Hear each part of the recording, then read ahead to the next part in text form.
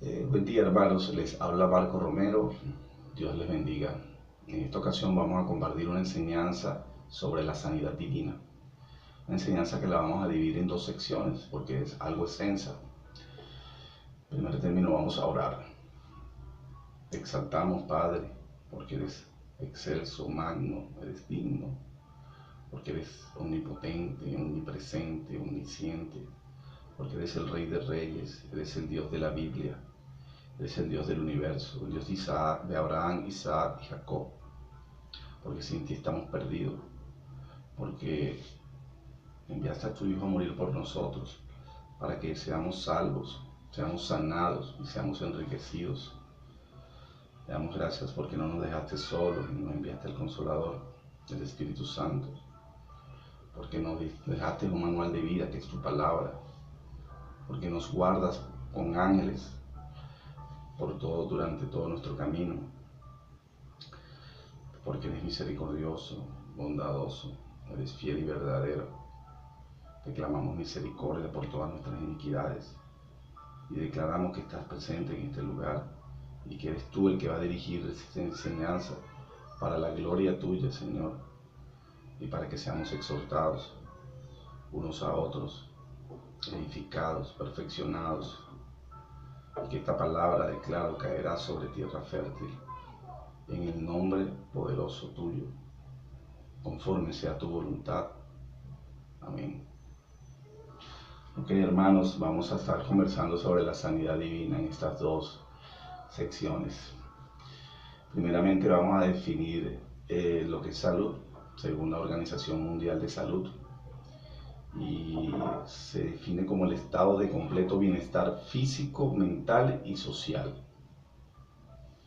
Según la Biblia, el concepto es integral, no solo abarca lo físico, lo mental, lo social, sino también abarca lo espiritual. Vamos a definir la enfermedad. La enfermedad es lo contrario de la salud, es la alteración del estado de salud de las personas. Vamos a definir sanidad, y está la sanidad médica, la cual es un servicio dirigido a preservar la salud de las personas. Y está la salud divina, que es un acto sobrenatural que proviene del Altísimo, del Eterno, del Amado, con el propósito de sanarnos. Tiene su fundamento en Hechos 5, 14, 15, que dice: y los que creían en el Señor aumentaban más, gran número así de hombres como de mujeres, tanto que sacaban los enfermos a las calles y los ponían en camas y lechos, para que al pasar Pedro, a lo menos su sombra cayese sobre alguno de ellos. Es tremendo este pasaje, porque ahí vemos cómo la gloria de Dios se manifiesta, porque el solo caminar Pedro, la sombra de este, sanaba a las personas que eran cubiertas por esa sombra. Y ahí vemos cómo el poder transformador de Dios, ¿no? Porque vemos a ese Pedro que en sus inicios era un hombre iracundo, tosco, de poca habilidad de palabra, era un pescador. Jesucristo dijo: ahora serás pescador de hombres. Y en lo que se convierte después, en la unción que recae sobre él, que su sola sombra, su sola presencia sanaba a las personas. Yo siempre declaro que en la transformación que Dios nos va realizando en este peregrinaje, ¿no? En esta vida que vamos en ascenso, porque nosotros vamos de victoria en victoria. En Cristo Jesús somos más que vencedores. Todo para la gloria de Él, obviamente, y por la misericordia de Él, por el amor de Él, por la bondad de Él. La mayor parte la hace Dios. Nosotros tenemos una decisión, que es de recibirle y aceptarle como Salvador, y de aferrarnos en lo sucesivo a sus estatutos, y Él haciendo transformaciones poderosas y sobrenaturales como las que acabamos de citar. Vamos a hablar sobre el origen de las enfermedades. Las enfermedades vienen al hombre producto del pecado original. Leamos Génesis 3, del 16 al 17. A la mujer dijo: multiplicaré en gran manera los dolores en tus preñeces. Con dolor darás a luz los hijos, y tu deseo será para tu marido, y él se enseñoreará de ti.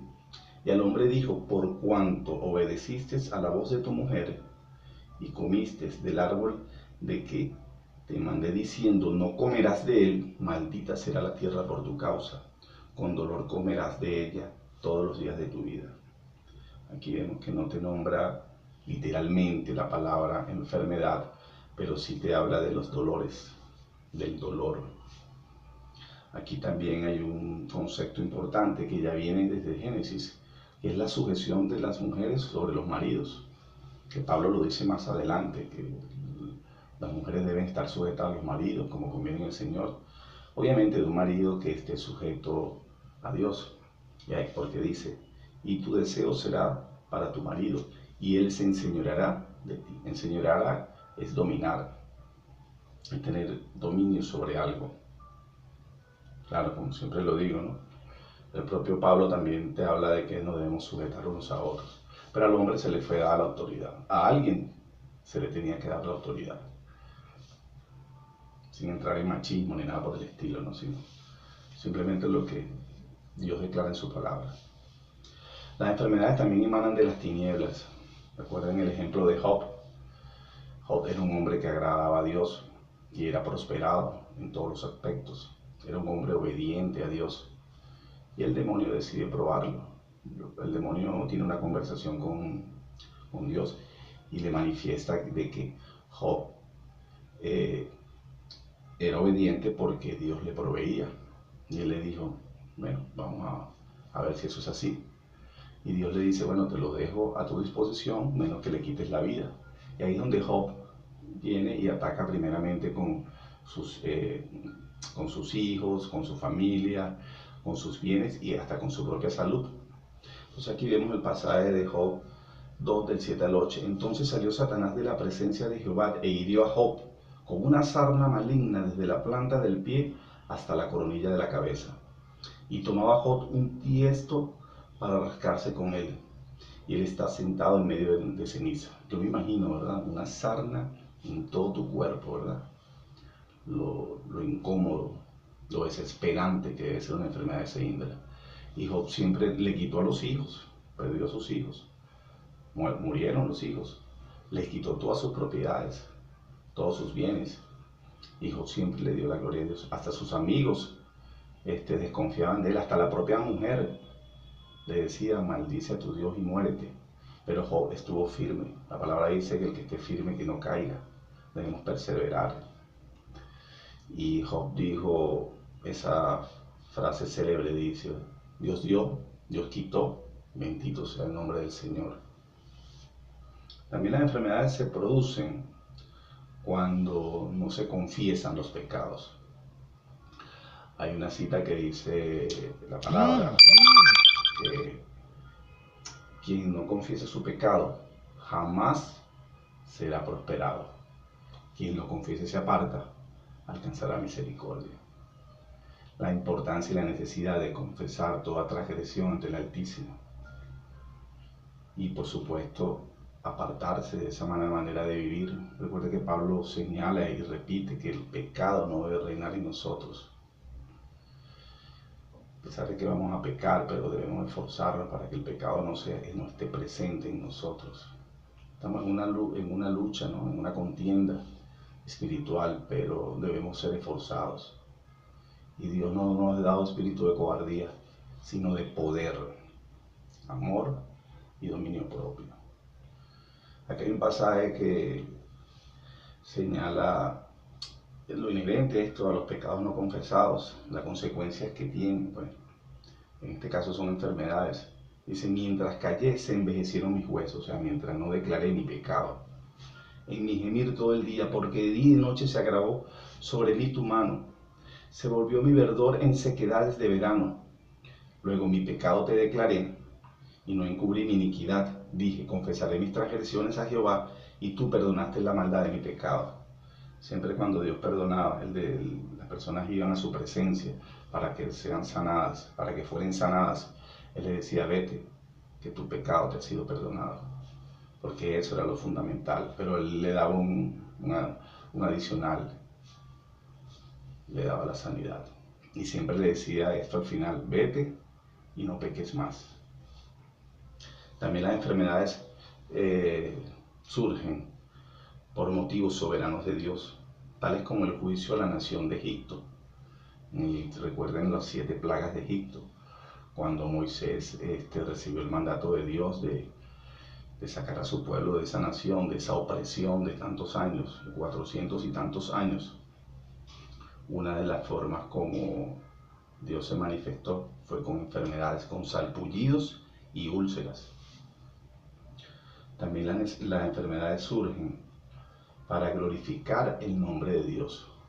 Recuerden la persona, el hombre que nació ciego. Y vean lo que relata Juan 9:17.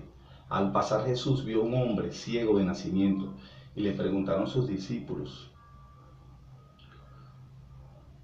Rabí, ¿quién pecó, este o sus padres, para que haya nacido ciego? Respondió Jesús: no es que pecó este ni sus padres, sino para que las obras de Dios se manifiesten en él. ¿Y cuál fue la obra de Dios que se manifestó en él? La sanidad. Este fue un tema de mucha polémica. Vamos a hablar ahora sobre la importancia de la sanidad. La salud y la sanidad representan el plan de Dios para nuestras vidas. Porque así como yo les manifestaba en estudios anteriores que Dios no nos creó para que seamos pobres o estemos padeciéndolas desde el punto de vista económico, Dios tampoco nos creó para que estuviésemos enfermos, sino para que estuviésemos sanos. De hecho, ese fue el modelo original de Dios, el hombre sano. El Adán original era un hombre sano. Como ya lo señalé, fue el pecado original el que dio cabida y entrada a las enfermedades. Veas el Salmo 107:20, dice: envió su palabra y los sanó y los libró de su ruina. Después de aquí vemos otro aspecto de la sanidad que fue profetizada. Aquí vemos Isaías 53:4-5, dice: ciertamente llevó él nuestras enfermedades y sufrió nuestros dolores, y nosotros le estuvimos por azotados, por herido de Dios y abatidos, mas él herido fue por nuestras rebeliones, molido por nuestros pecados. El castigo de nuestra paz recayó sobre él, y por su llaga fuimos curados. El libro de Isaías, profeta Isaías, fue escrito 600 años antes de la venida de Jesucristo aquí a la tierra. Y ya se declara, aquí hay un aspecto temporal bien particular, porque la sanidad se declara como un evento que ya había, o sea, como la muerte de Jesucristo en la cruz del Calvario. Recuerden que todo lo que habla Isaías es un profeta mesiánico, de que la sanidad por medio de la cruz del Calvario fue un acto que ya había ocurrido. Un aspecto bien particular. También otro aspecto importante de la sanidad fue que fue puesta por obra, y es cuando se cumple esa profecía de Isaías, y es en Mateo 8:17. Aquí dice: para que se cumpliese lo dicho por el profeta Isaías, cuando dijo: él mismo tomó nuestras enfermedades y llevó nuestras dolencias. La sanidad también es una señal de los que le buscan, de una señal de los que creen. Marcos 16:17-18 dice: y estas señales seguirán a los que creen. En mi nombre echarán fuera demonios, hablarán nuevas lenguas,